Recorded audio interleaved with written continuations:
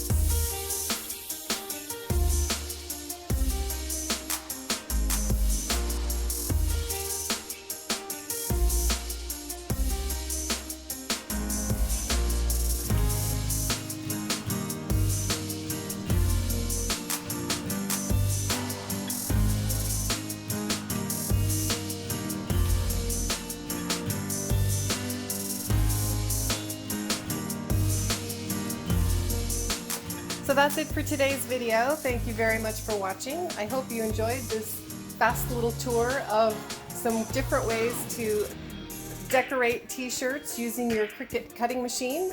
If you enjoyed today's video, please be sure to give it a thumbs up. Also, if you haven't already, consider becoming a subscriber. And I hope to see you back here soon in the lab.